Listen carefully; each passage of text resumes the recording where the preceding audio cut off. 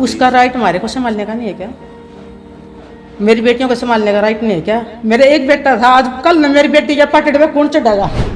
मैंने अपना बेटा पाल पोस कर इतना बड़ा कराया, 25 साल का मन सेना में दे दिया, तो आज मन ये देखने पड़ रहे कहते हैं। मेरे लिए न्याय होना चाहिए, निष्पक्ष जांच होनी चाहिए मेरी बेटियों के लिए, हमारे लिए, मेरे जमाई के लिए, जो मेरे जमाई पर आरोप लगाए हैं, जो उसने आरोप लगा रखे हैं हमारे मतलब जो है ना परिवार की इज्जत पर भी मतलब जो है ना सवाल उठ रहे हैं।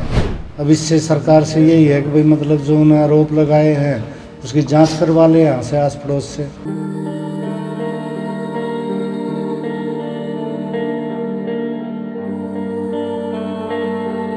स्क्रीन पर रोती हुई ये बुजुर्ग महिला पानीपत के शहीद मेजर आशीष धोंचक की माताजी हैं, जिनके द्वारा बड़े आरोप अपने बहू पर लगाए जा रहे हैं। उनका कहना है कि बहू के द्वारा उनकी पोती से उन्हें मिलने नहीं दिया जाता है। साथ ही उन्होंने ये भी बताया है कि वो उसे अपनी एक बेटी की तरह रखती थी, कभी कोई बात नहीं हुई, लेकिन आशीष के चले जाने के बाद ही ये सारा मामला सामने आया है। उन्होंने आरोप अपनी बहू पर लगाए हैं। उनका कहना है कि उनकी बहू द्वारा जितने भी आरोप उन पर लगाए गए हैं वो सरासर झूठे हैं। उनका कहना है कि उन्हें उनकी पोती से मिलवाया जाए। साथ ही जब वो अपनी आप बीती बता रही थी तो उनकी आंखों में आंसू भी देखने को मिले। एक बार सुनिए आशीष धोंचक की माताजी ने क्या कुछ आरोप लगाए हैं। मैं सीएम से इसलिए मिलने गई थी कि मेरे बेटे का आज तक कुछ भी काम नहीं हुआ है, न स्मारक बना है, न और मतलब द्वार बना है, कुछ भी नहीं बना है अभी तक, स्टेडियम कुछ भी नहीं बना है। इस वजह से मैं गई थी। तो मैंने उनसे निवेदन की थी कि मेरे बेटे का आज तक कुछ भी नहीं हुआ है, आप प्लीज़ कुछ करिए। मेरी बहू मेरे पर आरोप लगाती है कि ऐसे ऐसे हुआ है, तो वो मतलब सबूत दे मेरे को सबूत दे क्या आरोप लगाए हैं। अगर उन आरोप उसने नहीं दिए तो मैं फिर सबूत के साथ आऊँगी। मेरे जमाई पर आरोप लगा संजय नंदल पर कि मेरे को धमकी देता है, वो सबूत ले दे। मेरी बेटियों पर लगाया है कि वो यहीं रहती हैं, मेरी बेटियों की लोकेशन निकलवाओ। जून का महीना छोड़ के, मामा का छुट्टियाँ हम सब आते हैं, जून का महीना छोड़ के मेरी बेटियों की लोकेशन निकलवाओ। मेरे दोतियाँ की निकलवा कहाँ से बस में जाते हैं। तो वह मेरी बेटियों को पूछ रहे वो कहाँ बैठी है। मेरा एक ही बेटा था, मेरा दूसरा बेटा भी नहीं है, वो मेरे बेटे की जिम्मेवारी से बाकी है। मेरे बेटे की जिम्मेवारी से बाकी है, उसने जिम्मेवारी निभाई होती। मेरी बेटी यहाँ क्या करें थी? मेरी बेटी तीनों चली गई थी उसके ऊपर जिम्मेवारी पर छोड़ के। कोई भी मेरी बेटी यहाँ नहीं थी, वो भगवान के भरोसे पीछे से चली गई। वो तो नहीं संभालेगी क्या? मेरी बेटी भी नहीं संभालेंगी मेरे को। अब यहाँ हम दोनों और एक मेरी दोती रहती है हमारे पास, वो मैंने एक हफ्ते के लिए घर भेजी थी, लेकिन मेरे से काम नहीं बना, मैंने वापस बुलाई। हम बीमार हो जाए ऐसा ही हम रात ना कोई उठा ले जाए। एक उसने आरोप लगा है कि किराएदार रहते हैं ऊपर। मैंने किराएदार जान पहचान के मेरा दामाद ने बिठाए हैं, सर बिजली का बिल दे दियो भाई, अपना पानी का बिल दे दियो। अरे कोई भी प्रॉब्लम हो इन दिन में रात ने वो आपने करना है। इस वजह से मैंने किराएदार बिठा रखे हैं। उसका राइट हमारे को संभालने का नहीं है क्या? मेरी बेटियों को संभालने का राइट नहीं है क्या? मेरे एक बेटा था, आज कल न मेरी बेटी के पटड़े में कौन चढ़ेगा? मेरे को जवाब दे। मेरी बेटी का पटड़े पे कौन चढ़ेगा? वह मेरी बेटी थी, मैंने माननी थी, इतने दिन रही, वो भी मेरे पास सब। कोई बात नहीं, अगली वीडियो में बताऊंगी मैं। वह इतन रही 13 सितंबर से, इतनी उसकी माँ उसके साथ में रही है। हमने उसको टॉर्चर किया था, कैसे किया ये बता दो मेरे को। मेरे लिए न्याय होना चाहिए, निष्पक्ष जांच होनी चाहिए मेरी बेटियों के लिए, हमारे लिए, मेरे जमाई के लिए, जो मेरे जमाई पर आरोप लगाए हैं। मेरा जमाई एक सरकारी सर्विस करता है और तक रहता है, दो अपने घर का काम करते हैं। वो अपने उनका ज़मीन हम तो कुछ भी नहीं उनका गए, उनका अपना घर का काम कर रहे हुए। तो हमारे पास मतलब हम बिल्कुल ज़मीन से उठका रहे हैं, सबको पता हमारे एक बीघा भी ज़मीन नहीं है कि मैं उसको भी ठेके पे देकर खा लूँ। मैंने अपना बेटा पाल पोस कर इतना बड़ा कराया, 25 साल का मन सेना में दे दिया, तो आज मन ये देखने पड़ रहे कहते न दर की ठोकर खानी पड़ रही मैंने। और हमने मेंटल टॉर्चर कर रहे हैं। वह इज्जत उछाल दी मेरी बेटिया की भी, मेरे जमाई की भी, मारी भी, हम टॉर्चर कर रहे हैं। तो उसी दिन की उसकी माँ उसके साथ में थी, टॉर्चर करे थे, तो उन्हें हमारी शिकायत क्यों नहीं करी? मैंने अपनी बेटियों से बढ़कर रखी है वहाँ। वो कहते थे कि मतलब मैं मेरे को वहाँ परेशान करने लगे, तभी मैं अपने मायके आई, नहीं तो मैंने उनको बोला था मैं आपके साथ ही रहूँगा। जिस दिन सरकार का चेक आया उस दिन चेक आते ही उसने चेक लेते ही गेट अपने कमरे का गेट बंद कर लिया था और सुबह चली गई थी वो। मैंने कही मैं कहा जी नाश्ता कर जाओ, उसकी माँ बोली जी चाय पी ली। बाहर गाड़ी आ गई थी, उन्होंने गाड़ी बुक कर रखी थी, हमने पता नहीं था गाड़ी बुक कर रखी है।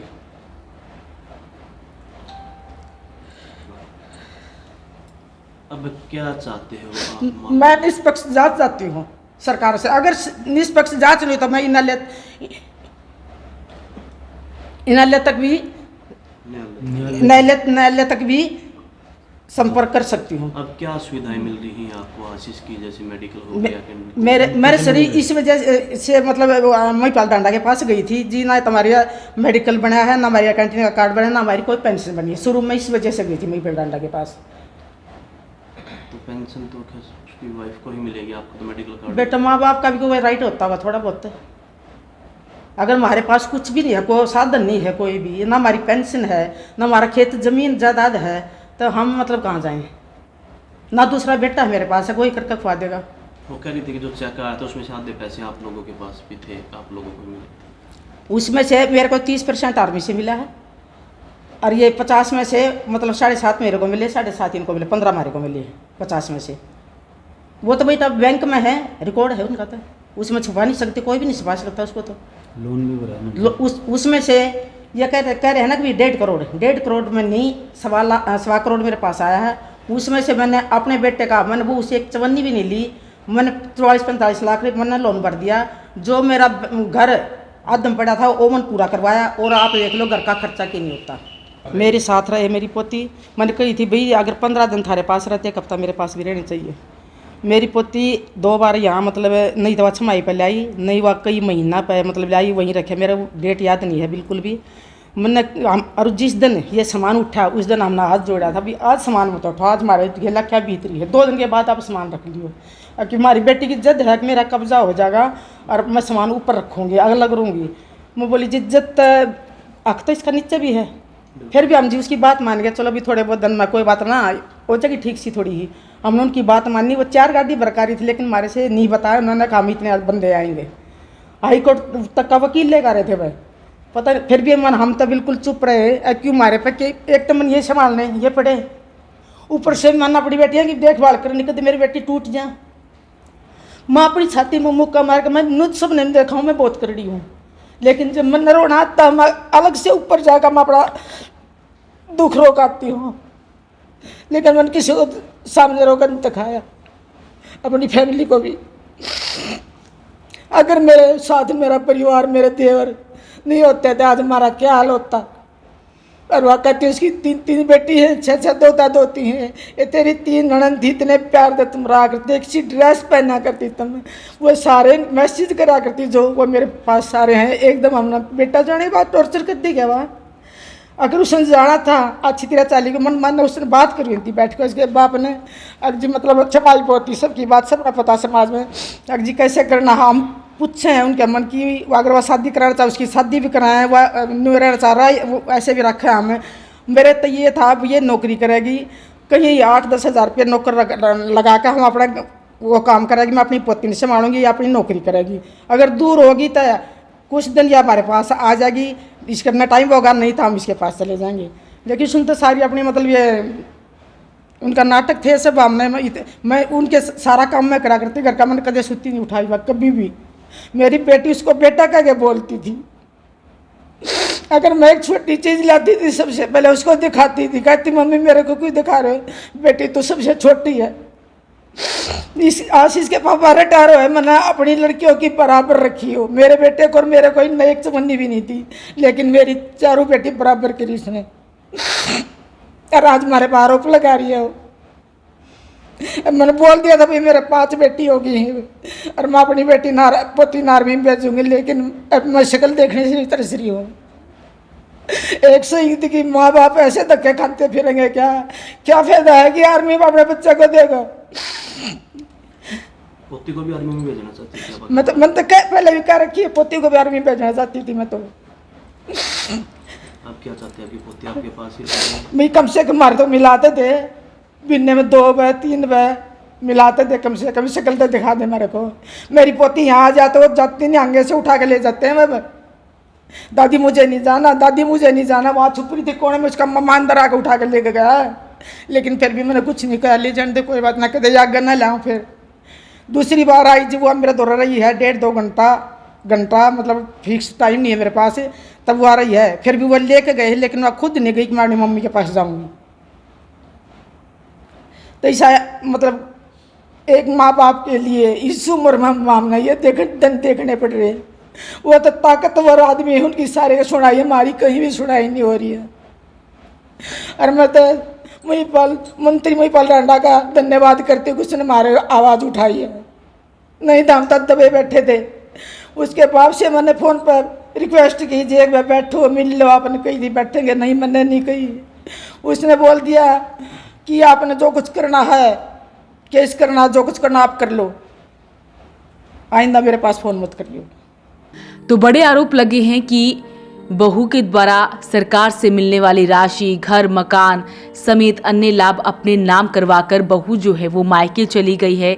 कई महीने बीत जाने के बाद वो नहीं लौटी है। यहाँ तक कि उसने और उसके परिवार वालों ने बातचीत तक बंद कर दी है, जिसके बाद परिवार वाले पानीपत ग्रामीण विधानसभा से विधायक व पंचायत मंत्री महिपाल ढांडा से भी मिले थे, जिसके बाद मंत्री महिपाल ढांडा द्वारा सीएम नायब सिंह सैनी से इस मामले को लेकर गुहार लगाई गई थी। और पिता द्वारा जो आरोप लगाए गए हैं, एक बार सुनिए उनका क्या कुछ कहना है। देखो जी, ऐसा है, प्रताड़ित किसी ने नहीं करा, किसी ने भी प्रताड़ित नहीं करा। उसकी माँ भी साथ में थी। अगर प्रताड़ित करते तो मतलब जो है ना, उन्हें उसी टाइम आरोप लगाने चाहिए थे। हमारे को तो आरोप बताया भी नहीं है कि भाई मैं जा रही हूँ कि नहीं जा रही हूँ। जब गाड़ी आई, जब पता चला कि भाई मतलब जो है ना मैं जा रही हूँ। मेरा बेटा तो उसी दिन, जिस दिन ख़त्म हुआ, मैं तो उसी दिन ख़त्म हो गया था। मेरे तो मतलब जो है ना चला नहीं जाता, मैं प्रॉब्लम में हूँ। और जो उसने आरोप लगा रखे हैं, हमारे मतलब जो है ना परिवार की इज्जत पर भी मतलब जो है ना सवाल उठ रहे हैं। अब इससे सरकार से यही है कि भाई मतलब जो उन्हें आरोप लगाए हैं उसकी जांच करवा ले यहाँ से, आस पड़ोस से, भाई क्या व्यवहार रहा है, क्या नहीं रहा है। मैं तो यही चाहता हूँ बस। उस दिन आप सीएम से मिले तो सीएम साहब ने क्या आश्वासन दिया? सीएम साहब ने तो ये कहा था कि दोनों पक्ष की मीटिंग करवाएंगे। अब दोनों पक्ष की मीटिंग करवाएंगे तो एसडी ने मतलब जो है ना अपना कार्ड भी दिया था, उन्होंने फ़ोन नहीं उठाया। अब वही मतलब कब आना है कब नहीं आना है कुछ नहीं बताया ना। पहले तो 12 तारीख की बोल रहा था, फिर हमने फ़ोन करे भाई ने, तो फ़ोन करे वो उठाया ही नहीं फ़ोन उन्होंने। तो अब आप क्या चाहते हो? जैसे आपकी पुत्र खुद भी वहाँ रह रही है, वो भी आप पे आरोप लगा रही है, प्रताड़ित करने के भी आरोप हैं, तो आप क्या चाहते हो? उसको वापसी घर लाना चाहती है? कैसे? नहीं, वापसी घर आ जाए, वेलकम है, बैठ के बातचीत कर ले। तो नौकरी की आपने उठाई थी कि नौकरी ना दी जाए उसको, पुत्रवधू को? नौकरी इसलिए था कि भाई हमारा उसने कुछ भी नहीं करा अभी तक। हमारा उसने मतलब जो है ना कोई भी जिम्मेवारी नहीं उठाई, क्या करें फिर। कितने दिन बाद चली गई थी वो यहाँ से शहीद होने के बाद? यहाँ तो ये तो 1.5 महीना के मतलब जो है ना 1.5 महीना के बाद चली गई थी वो। उसके बाद फिर महीना होता था तो तब एक दिन आती थी, उसी दिन आती थी, उसी दिन चली जाती थी। तो अब क्या चाहते हैं आप लोग पूरे इस मामले में? जैसे वो भी आरोप लगा रही है, आप भी अपनी बात रख रही हो, क्या चाहते हैं? क्या होना चाहिए? क्या चाहते हैं भाई मतलब जो है ना बैठ कर समझौता कर लें, जांच करवा लो भाई, जांच करवा लें, सरकार मांगा जांच कर लो, जो सुविधाएं मिलती वो आपको मिले। हाँ फिलहाल क्या सुविधा है आपको फिलहाल आपकी तरफ से मिलती है? बस वही पैसा मिला है जो भी मतलब 30% मिला है, उसके अलावा कुछ नहीं। कार्ड के लिए बोल रहे हमने कई बार, एक डॉक्यूमेंट्स नहीं है, आए पूरे, लेकिन डॉक्यूमेंट्स तो सारे आ चुके हैं। हमारा ECHS कार्ड बन जाए, हमारे को कुछ न कुछ हेल्प मिल जाए, क्योंकि मैं बीमार चल रहा हूँ। अब कैसे घर का खर्च चलता है मालूम? जैसे अब रूटीन में तो कोई इनकम है नहीं आपकी। ना रूटीन तो कोई इनकम है नहीं, मेरी थोड़ी ही पेंशन है और कुछ पैसा जो बचा हुआ है उसी में से काम चला रहे हैं। वो पैसा कब तक काम आएगा? तो बड़े आरोप लगाए गए हैं शहीद मेजर आशीष ढोंचक के परिवार की तरफ से अपनी बहू पर। उनका कहना है कि उन्होंने बेटा तो खो दिया, लेकिन अब उनका सपना था कि वो अपनी पोती को भी फौज में भेजेंगी, लेकिन अब उनकी बहू उनकी पोती से मिलने तक नहीं देती है, यहाँ तक कि उसे देखने तक नहीं देती है। तो ऐसे में आपको बता दें कि कश्मीर के अनंतनाग में 13 सितंबर को आतंकियों से मुठभेड़ में शहीद मेजर आशीष ढोंचक का अंतिम संस्कार उनके पैतृक गांव बिंछोल में किया गया था।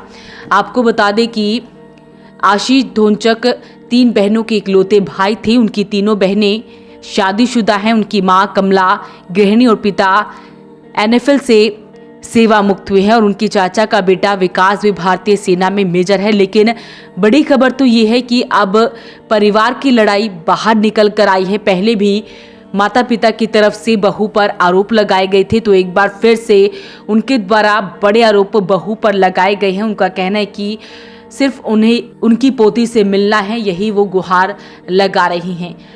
अपील रहेगी इस वीडियो को आप शेयर जरूर करें। वॉइस ऑफ पानीपत के लिए ब्यूरो रिपोर्ट।